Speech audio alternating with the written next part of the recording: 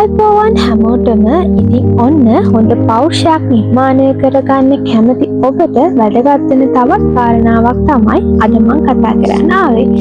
ඉතින් නව යෝනියට පාතබන දරුවන් අතර ඇහෙන කතා බහක් තමයි ඉගෙනගෙන වැඩක් නැහැ වගේ මතයක් සමාජගත වෙනවා අපිට දක්නට ලැබෙනවා. ඉගෙන ගන්න ඕනේ ඇයි? මුදල් හොයන්න. නැහැ. මුදල් හොයන්න විවිධ පැති තියෙනවා අපේ ඔළුව හරියට පාවිච්චි කළොත්. මේ කතාවට චුට්ටක් ඇහුම්කන් දෙන්නකෝ. ඉතින් අපිට බොහෝ වෙලාවට මේ නේවාසිකව ඉන්න දරුවන් සහ දෙමව්පියන් සමග කතා කරන්න අවස්ථාව ලැබෙනවා. ඒ විතරක් නෙවෙයි ඔවුන් නිරීක්ෂණය කරන්න අවස්ථාව ලැබෙනවා. ඉගෙනගත්තු දෙමව්පියන් ගත කරන ජීවිතයට වඩා හාත්පසින්ම වෙනස් ජීවිතයක් තමයි අඩු අධ්‍යාපන සහිත දෙමව්පියන් ගත කරන්නේ. රස්සාවක් නොකරත් ලස්සනට ජීවත් වෙන්න, වැදගත් විදියට ජීවත් වෙන්න මූලික අධ්‍යාපනයක් පුද්ගලයාට අවශ්‍ය වෙනවා.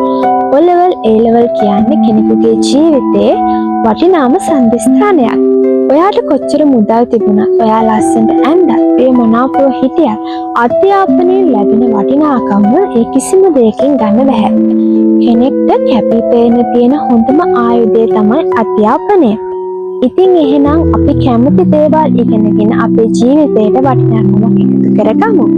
අධ්‍යාපනය ඔයාගේ පෞරුෂය තව තවත් ඔපනංවයි. එහෙනම් ගිහින් එන්නම් පරිස්සමින් ඉන්න ආදරේ හැමදාම.